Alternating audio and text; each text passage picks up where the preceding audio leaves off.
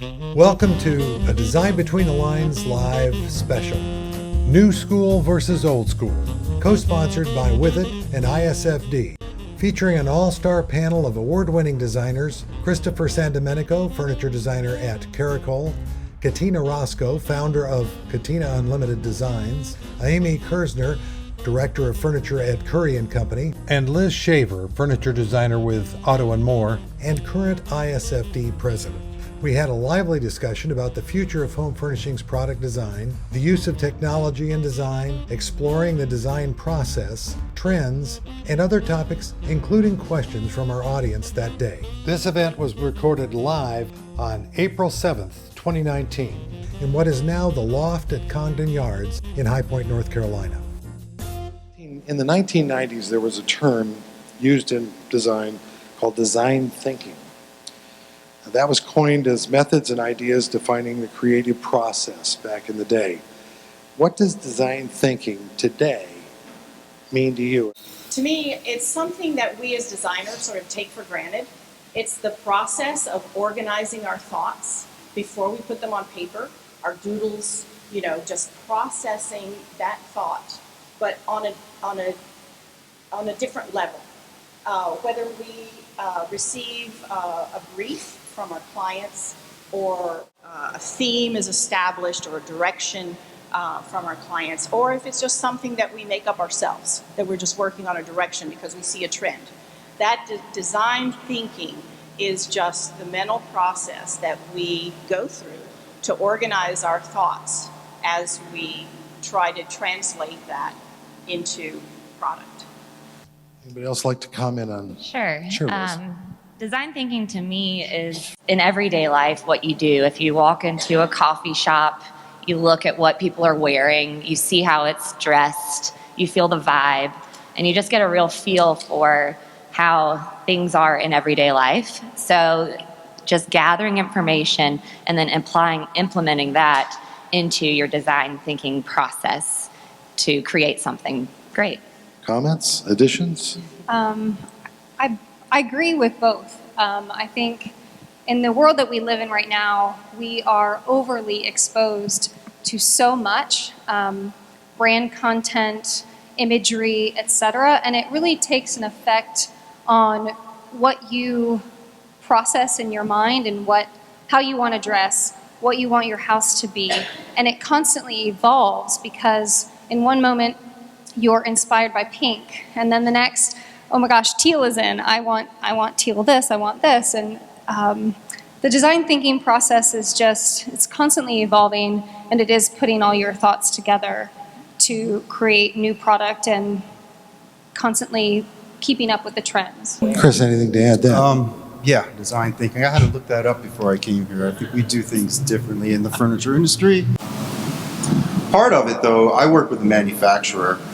We've developed processes that work, and I don't know if you all have dedicated manufacturers, but if you are bringing that product to the end user, you really need to know what their capabilities are, your strengths, and you have to know who you are and who your client is. That's important. Don't try to be someone that you're not. How do you begin? You've got ideas, you've collected these things, you've got folders, you're going to sit down and you're going to say, let's say you've been given a brief, or the manufacturer you're working with says we need a new bedroom collection, or whatever you might entertain, and you're going to sit down. Maybe they didn't give you direction, but you've got something in your head. How do you begin taking that from your head down to either paper or on the screen? What Liz said is very important. As designers, I don't think that we ever get to shut our brains down. Wherever we look, wherever we're, the coffee shop, whatever, we're always picking up on patterns, on details, on whatever. So I don't know that there is really a starting point until you start, to collect those ideas. But yes, for me, being on the older side of the fence, of course, my office has always been filled with magazines, with samples from our suppliers and our vendors, But in more recent time, of course, there are so many lifestyle websites on the internet that you can just, not only just in the observation of the world around us, but also gather, direction and feel and flavor and expression from what we find on those websites. Liz, Amy? Sure. I find inspiration. I'm surprised how much inspiration I find on Instagram. You can find so many people there. Bloggers, designers, furniture companies. I mean, you'd be amazed how many high-end companies, how many pictures they post of their product. I mean, you get sneak peeks of things that are coming before they're even out there. So Instagram is a big thing for me because you can see everybody in one place and it's all very visual. And in addition to that, shelter magazines, going to stores, just seeing what's out there and seeing what we can do better, coming up with an idea. It all starts with an idea, and then just taking that idea throughout the process to creating something that there's a need for. Well, I couldn't agree more with you. It never stops. You're always on. You're always gathering. Where you start, I mean, the furniture industry is just constantly issuing out new product every 6 months. Stuff that you were working on 2 years ago that wasn't relevant becomes relevant now. I wish I could have a defined process and how it happens, but if you work or you're in an office, you see all the creativity that's happening. It's almost like a coin toss. Which way are we going to go first? Yeah, there's well-educated, like, you know what the clients want. You want the direction. You know what's current. And you have to have a focus. You have to have parameters too. I know most of you travel. I know you travel quite a bit. I know Amy travels. I think Amy has a brass plate on a seat on an airplane, and it's hers forever. But do you kind of gain some inspiration as you're traveling to different countries? And I mean, I've seen your Instagram, so I know there are some moments that you have that you get an idea. Yes, always. Of course, I'm traveling to go check samples. We're looking at new vendors, but we also have the opportunity to do design inspiration trips. So I'll be heading to Milan next week for design inspiration.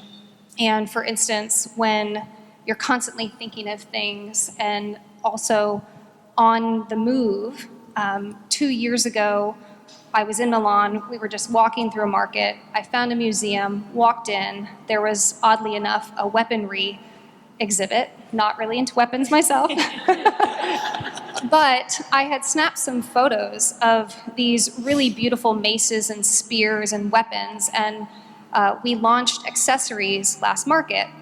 And so when we did that, I went back to those pictures, and we ended up creating maces and spears into these really beautiful solid cast brass sculptures with a marble base on them. So inspiration can come from wherever you are. And then, of course, when I'm traveling, you're seeing different capabilities from all these vendors. You're bringing them new materials, but they're also showing you new materials along the way, or cottage industry shops that they have that are close by, just an hour away, that they think that you might be interested in. Thank you. Catina, specifically to your, and by the way, congratulations for winning the Dining Pinnacle Award last year. Can you tell me a little bit about where the inspiration, what started that whole ball rolling for that collection?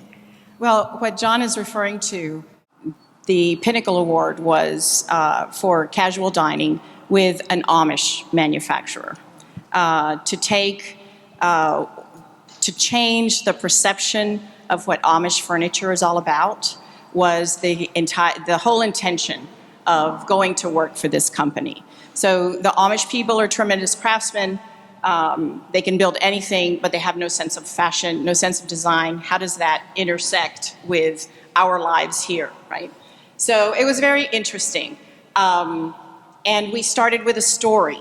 And the name of the collection was Local Harvest. And Local Harvest, in our lives today, organic, buy local, eat local, stay local, is a major focus or a major direction in our lives and in society, now of interest to people. So we took, the heritage, the authenticity of of those Amish roots, and then created the story of local harvest, the farming. Of course, it was very convenient that modern farmhouse, was a trend in our lives, in our industry, and just told a story behind it through artisan, handcrafted, artisan-made, just the heritage, the authenticity, the integrity that comes with that Amish product, and just tied it into something that's more relevant to our lives today. And it was, a successful collection. Chris, moments after you got the award, after the surprise look kind of calmed down, we were behind the stage, and you had the award in your hand last October. We talked about where this idea came from for that particular piece. You won the Pinnacle Award. Any idea? Can you remember? Because you've got a million products I know in your head right now for future. Do you remember where that all came from? Oh boy, that's one of those folders that you have that you had a drawing in and you left it alone, and then you've come back 2 years later and you have the chance to do it. I had inspiration from an antique, and there's a wire pull in the back that adds detail with pleating. And I just wanted to make something dramatic, and it basically envelop you like a collar. I also wanted to do a wing chair that didn't have arms, and it succeeded in that. Happening. Another thing about that sample, every time when you do chairs, you're working on all the proportions, you're working on stuff. I built from previous designs. I used the ferrules from a previous chair, so I knew that was going to be okay. But you have to think of a chair. I think of chairs as a sculptural piece, and you should look at it from all angles.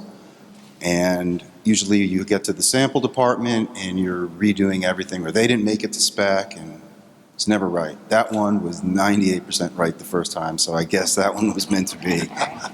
Making product experiential is very important today. Conveying a story or a feel arising from knowledge that the home is at the core of human health, happiness, and growth. It really is. This is very different than years ago when we just created pretty functional objects to fill a room. Please speak to this influence, this experiential influence, as part of your design process. Are you including that? Is that even coming into the process at all? Do you want to start with that, Amy? For us at Curry, we are going by the creative director's visions. So sometimes it's style stories for certain parts of the room, but then there's a lot of freedom for the design team to just come up with their own trends and what they're seeing and put that into product. I know for me, there was a moment in time when I felt like there was a lot of masculine pieces in our line, and I wanted something to be feminine. And there's a presence about that that you either create with the lines of the product or the hardware of the product or the finishes. And so I wanted the experience of that piece to relate to women and for them to be drawn to it and think that it's just beautiful and they want it. That piece happened to be a piece of hardware that we worked with a sculptor, which was a stylized camellia flower. And I never thought in my wildest dreams it would be our best-selling piece of product, but it just happens to be. And I think in this industry too, a lot of women are buying product. A lot of interior designers are women, or women are making those decisions in the household of what's going into certain rooms. Good answer. Liz? Sure, yeah. So I think everybody nowadays versus back when my grandparents were buying furniture, they just really want to be a part of the experience. They want to be a part of the story. It's made in America, and there's a craftsman that started there, and then it went through this factory, and now it's in the retail stores, and now it's in my house, in my kitchen, and I'm a part of that story. And it's not so much what it's made of, and it's not so much the specific design, but it is the entire feeling. And if it makes the consumer feel good, if it makes the consumer inspired to make their space more beautiful, then I call that a success. I think that Liz is exactly right. Furniture is much more than just a box to keep your socks. And you guys probably heard me say that before. I love that one. But it really, we in the furniture industry need to not forget that we touch, through our furniture, we touch people's lives on an emotional level, how that product makes them feel. So it's not just, and again, going back to the past, sometimes suits of furniture. It was just like, okay, we had 18th century suit, in our living room, in our bedrooms, in our dining room, and it was all just product. But as we have evolved, as our lifestyles have evolved, I think it's even more significant to create that connection, that feel, that to tap in to the emotional side of our product so that we can convey an expression that connects with how people want to live. Express to me your thoughts of when you're dealing with a manufacturer and you're having to thread the needle through your idea, getting your idea across, getting that CAD over to them, getting them to make that first sample, and maybe 80% of the time it's not coming out like the chair did, and you have to wing it or do something while you're there. Tell me a little bit about what it's like to, you're thinking about your brand strategy, you know what company, what this is going to have to look like when it gets on the floor, next market. How is that all crashing in when you're standing there looking at the sample that's going to need some kind of work? I think it's the most important part of the design. 60% of it, I would think. You have to, I always think about, like, you're there, maybe that metal isn't working. It has to be a piece of furniture that's going to endure. It has to be functional. You have to look at, well, maybe was that a good idea to put this metal here or that? Is it better to change like this? So much happens on the ground. And, when your portfolios and your company, you can't you have to design within your company's product line. Sure, I'd love to make a graphite chair or a carbon fiber chair, but it's going to be outside of its price range. So you pick and pull, and you maybe add, you may subtract, and you hope it ends up being a symphony when it's done.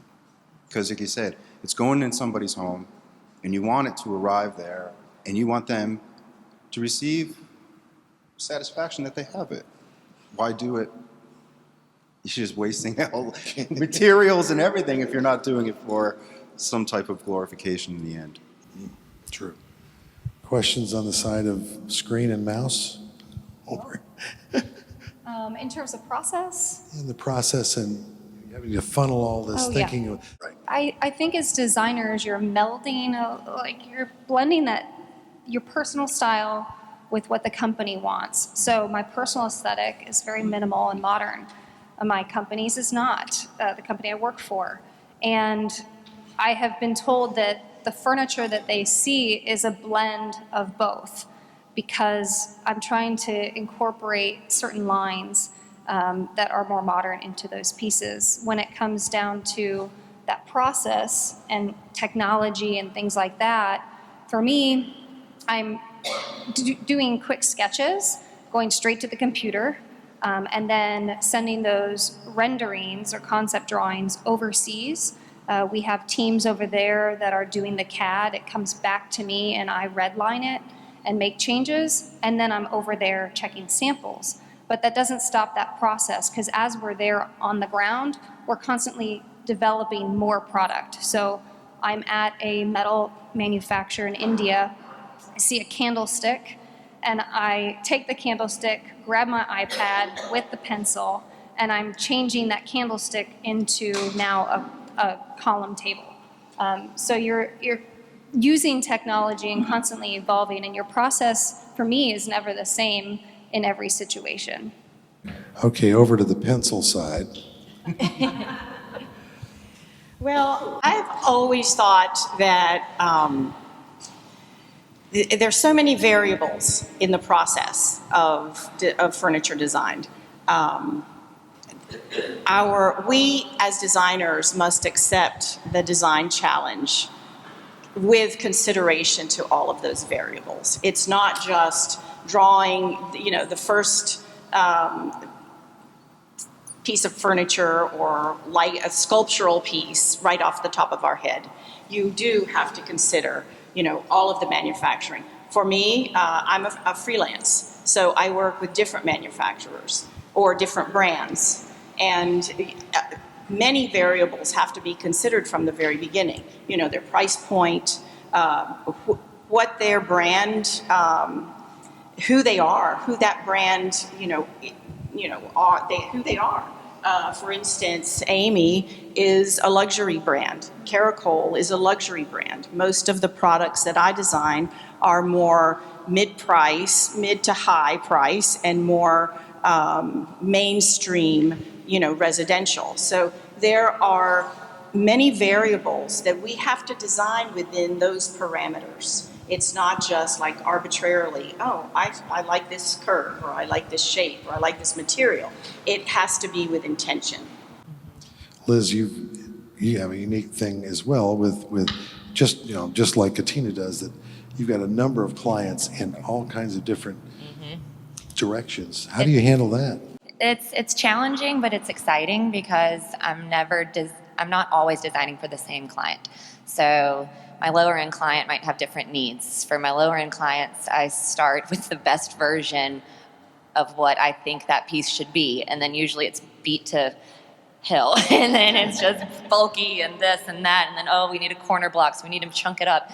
So once it finally gets to the floor, it's not exactly what I had in mind, but it's what needs to happen for that company. And then also we have to consider sources and materials. If my furniture is going to be made over in Vietnam and I want to have a metal base, are we going to be able to find that source? And is that metal base going to be from the same place that the wood top is going to be from? How are we going to connect it? We need to make sure that if they're shipped separately, that there's a good way to put it together. So there's a lot of variables, but it's challenging and exciting.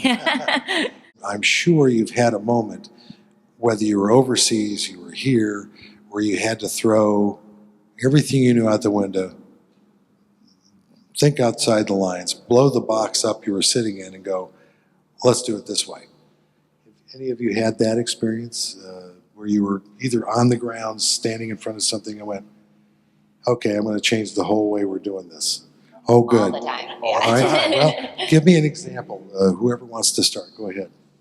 You want to give it a shot? Well, I think that's the exciting part, because we all experienced art school, design school. We know the golden rule. We know we have a sense of proportion. But when you are able to create a satisfying composition with unexpected scale, or juxtaposing something that's very linear and geometric, and then create a beautiful, ornate flower as a piece of hardware. So you're, something geometric and then something kind of organic. When you throw out those rules of symmetry or whatever and create, that's when it really gets good. I always like to push the envelope a little bit, but for my clients, if you push it too far, color too far out the lines, the customer's not going to get it, it's not going to sell, and I'm not going to make any money. So that's not a success to me. So I have to find the nice little balance between being a super creative designer and being proud of my work, but then also still stay in that box of what that customer, what that manufacturer represents and needs. So, while I want to go and create some crazy sculptural piece, the companies I design for, they don't need that, and that's not something that we do. So I just take a little tidbit of that and put it on a drawer front or something, and that's my way of pushing the envelope, but not too far. Chris, you want to? Well, just like you said, that always happens. And what I have found in those circumstances, you end up innovating and figuring out, usually it's structural problems, and you have to balance out the aesthetic and what you're doing to fix the problem. And when you do that, again, like this, I work with a manufacturer. All of that information trickles down, you know, like, okay, 2 years ago you ran into a problem, you couldn't figure out how to get around it, and you solved it. Now, today, you can send them stuff and you'll already have that solution. And that's what has happened in many cases for me. Amy? In terms of bad things gone really bad, or crossing those lines and coloring outside the lines, there's been many times when I'm on the factory floor, you're there to see samples. I always call it Christmas for me, because I love it. And you see it and you're like, this just doesn't work. This just doesn't work. Sometimes there's nothing that you can do to really fix it. And for us, at least for Curry, we're like, just drop it. Just drop the sample. We're gonna start new. We don't need this one piece. We would never do that with multiple pieces, but there's sometimes that one piece. It's like, let's stop now. Don't waste our time. Don't waste the factory's time. Don't ship the sample over because we're never gonna order it. You need to take those things into consideration. And then there's been times when I send them a color swatch and I get there and I was like, oh, that's not the blue I was really thinking of. And then I'm in the back dipping different types of veneer into blue, mixing it up, looking at the phone, saying, I want this blue. Where's the Pantone chip?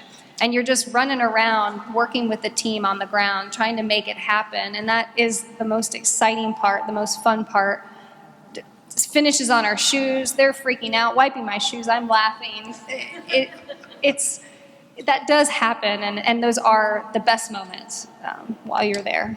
You know, now is a great time to be a designer. You've got technology. You've got software coming out every 5 seconds.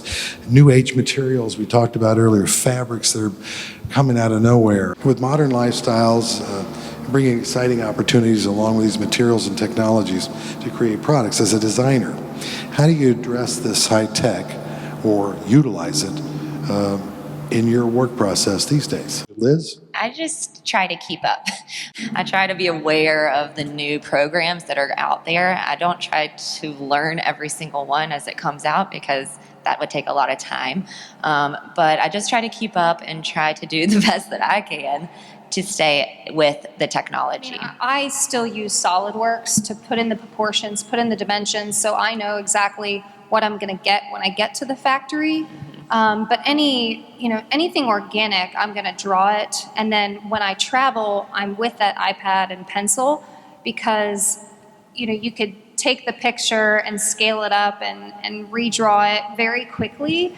And then literally the vendor where we're at, he takes his iPhone and takes a picture of my iPad of the sketch that I just drew on the iPad. So with that technology, I'm trying to keep up. I cannot do some of these really articulate and beautiful renderings on an iPad. I just can't do that. I could do it on pen and paper, but the skill set of that, and it's just something that I keep practicing, but I know that I don't necessarily need it. And you find what best suits you and what is the best medium for you to convey your products to your vendors. Old school, pencil, markers, drawing board. I get my hands dirty, lead, markers, and CJ and others always did, the CAD work and the digital renderings. We had clients, some that preferred the old-fashioned way and loved the softness and kind of the romantic feel of the hand renderings. And then there were others that really wanted to see as close to a photograph as they could get. So, I still now just do the hand renderings for the most part, and most of my clients are satisfied with that. Chris? Well, I do everything by pencil as well. The technology, it really on our end, and in my experience, has been with the manufacturing. What what I'm seeing Asia and China is doing now with all these materials. They're automating factories now, laser cutting.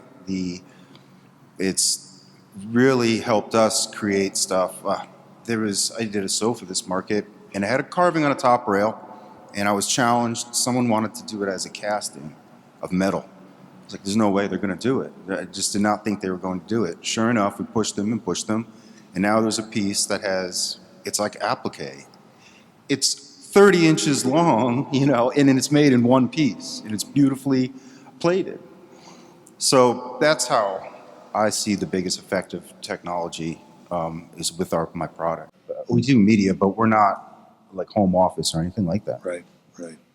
But I think you all will agree that technology is what really has pushed us all as designers to change. I mean, you said those big wall units. I mean, I drew armoires for those big monstrosities of televisions. So we in the furniture industry even kind of struggle to keep up with technology. I mean, who can keep up? For sure. We take bits and pieces, and where we can, incorporate it. And we take advantage of what we can. So, Yes. for instance, I skip that drawing step unless it's absolutely necessary, like in a meeting. I go immediately to the computer because that's where all my resources are. I have all the details of everything I've ever designed right there in one place. If I need to refer to a size that worked very well on a dining table for somebody else, I can take that size, but then remember that I'm doing a new design. And so all my resources are really there on my computer. It can make things happen pretty quickly. We've all in the last few years seen certain pieces of furniture, TV armoire, completely disappear from the face of the planet. Yeah. We've kind of come to the conclusion of the questions that I had. Are there any other questions from the audience? Do you think that our old processes will return? And do you think that it's already happening right now? We hear traditional is coming back, right? As a trend. Well, traditional won't ever be what traditional was when we were first drawing it. We will take elements and the essence of what traditional expresses, but we will reconfigure it into what works in today's lives. I don't know about you, but I want to stay young and hip and cool. And I've got a 30-year-old daughter who kind of keeps me that way and gives me exposure to that millennial mindset. There are a lot of cool perspectives that we can draw from that, and it makes us stay fresh. So the process, going to that process level, I think that we need to empathize with the consumer and put ourselves in their shoes or become one. How many of our clients that are manufacturers that sell furniture, that baby boomers were the biggest segment of their market? Well, a lot of the baby boomers now are empty nesters and downsizing. So they're getting rid of the cumbersome, the older product, and coming back to something a lot fresher. So just as our lifestyles have become more casual, our products have become more casual, except for these luxury brands that also have a completely different expression. But it's just less encumbered than we once were. With what we're doing, the human process of this still stays the same. We're all human and we all behave certain ways no matter what. But what we're dealing with filters through technology that we can do it easier, maybe a different way. Maybe the factory is robotic and you put it in one end and it comes out the other. You just hope the numbers are right along the way. At least some of the factories that I'm working with, there's one that has 6 CNC machines. And so that's exciting for me on a different level of, okay, how can I use this? How can I create something where we can actually use this machinery to create something that I didn't think was actually possible? And I think that there's going to be a lot more of that in the future. There's a few metal factories that I'm in that have robotic sanding already going on. The person is standing there watching it sand to a certain level, and then they're moving on. When I lived in Denmark many years ago, we're talking 2005, they were already doing robotic sanding on wood chairs. And they had had somebody come in and put electrodes on these craftsmen that had been there for many years, probably decades, sanding these same chairs. The electrodes had mimicked the way in which they sand these chairs, and robots were already sanding these chairs in Denmark in 2006. So I can't imagine what that's going to do and become, especially in Asia. Liz, I'm thinking some of the technology in the factories, the CNCs, some robotics, some things that Chris mentioned earlier, may end up helping your more broad appeal price point clients achieve some things they never thought they could. And you're learning that from your factories these days. Is that correct? Hopefully they just don't learn how to take our intellectual property and put it into a robot, because I won't have a job.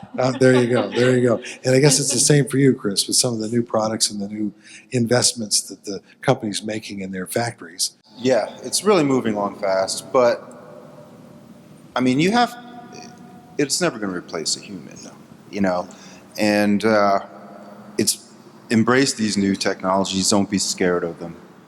At this point, the panel was asked how they're designing to engage the current generation, the millennials, and beyond. You're looking at how the newer generation their lifestyle is changing, the furniture is changing. And it's funny you say traditional's coming back too. It's specific to what your market is and who your clients are. In urban areas, in the United States, we have to scale things down.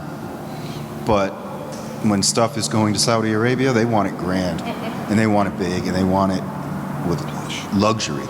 Throw everything on it, So we know who our clientele base is, and we design for them, but we're always trying to find how to get to these newer generation as well. And it's hard, you need data, you need to, and if a company has an identity as bringing this one type of product, you can't just turn around and do something else. The buyers will come to you and they'll say, this is not you.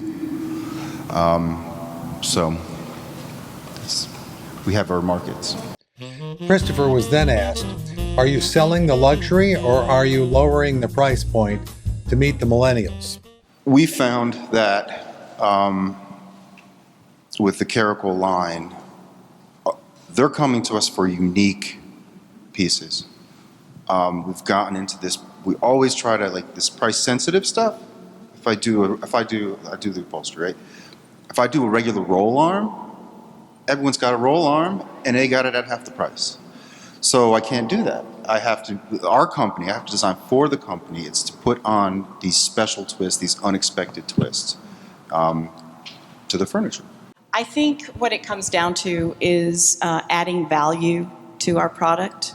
I'm going to go back, reference that Amish product line that I've mentioned before. It is mainstream or broad appeal, as we're discussing up here, as opposed to, a Caracal type product, more luxury item. But it's pricey. There's no doubt about it. It's handmade, made in the USA. It is pricey. So that's why we go to telling a story, creating a connection with that ultimate consumer on a different level. It's not just competing on a price level. We're offering, the solid wood story, the made in the USA story, the organic, the artisan made story. So all of those things, even for the millennial, is added value, is added interest. It captures their attention. So even if it's a little bit pricier, they still reach that far. Maybe they don't buy, an entire dining set, table and 6 chairs. Well, they might buy the round bed and a couple chairs or 4 chairs. Just start with whatever they can. But it has, it speaks to them from the intention. For the product conveys, a message, an expression that they can connect with. And I think that that's powerful. The audience's final question for the panel was who are their competitors that they're looking at every day, and how do they maintain their originality in today's marketplace? I think I'm not looking at any particular line or competitor for that matter. I like to look at competitors' products more to get a grasp of what they're doing to make sure that I'm doing something else, because it's really alarming to know how many designers are thinking of the same thing at the same moment. And you get to that factor, you're like, I just drew that, and I've never seen that before. So I'm trying to keep aware of what other people are doing. But again, too, I like looking at Instagram and looking at jewelry design, or looking at botanicals, and how can I make a piece of hardware look like that leaf that's just gorgeous. For me, it's never one line.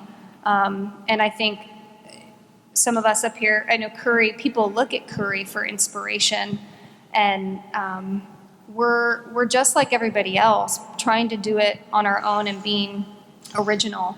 And I think that's something that I hope everybody does in this industry, is keep trying to be yourself and being original as best as you can.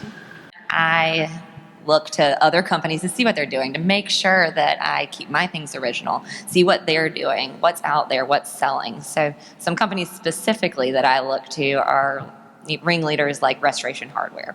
What are they doing? Why is it working so well for them? How can I make that work for the companies that I work for, but not knock them off? Just take some nods from how they do it. They take a form and they put the same finishes on it, and it sells like hotcakes. So maybe I take a form that works for my client. It'll be smaller scale probably, because I do a little bit more commercial furniture, and see what finishes that client needs. If they have coastal stores, we're going to want to put a lighter finish on it to appeal to them. But that same collection, you can put a dry gray finish on it, and that's what the millennial is going to want. So just gathering information and seeing how it works. I look at companies that are doing unusual and unexpected things. Funny story. There's a company, I think it's from Italy. You always look at it. They do a little bit over the top things. We wouldn't do it. We can't do it. It was Coquette was the name of it. And I always see it, and I never saw it up close, and they were in the design center, and I saw the case, and it had feathers glued to it. We would never do something like that. But I walked up in there, and I said, I want to see this thing. I always see it through that. Oh, we got caught talking. And she said, where do you work? I said, I work for Caracol. She's like, oh, we always are looking at your stuff. We love your line. So everyone else you're thinking you have to have integrity in design, that you have to be original, come on, you just can't keep on knocking people off. And, a tear sheet is there for inspiration. It's not to be copied. We really need to bring the focus of our furniture industry back to original thought, original, design and creativity. We would just end up at a dead end, and it would just be a bunch of the same low, middle, high, and that's no fun. Well, I'm going to bring it to a close and thank all of our panelists for being here today, and thank you for being here. Thank you very much. Thank you. Thank you all. This episode of Design Between the Lines Live is brought to you by the International Society of Furniture Designers. To find videos of this and other podcast episodes, be sure to subscribe to the International Society of Furniture Designers YouTube channel. To learn more about ISFD, visit isfd.org.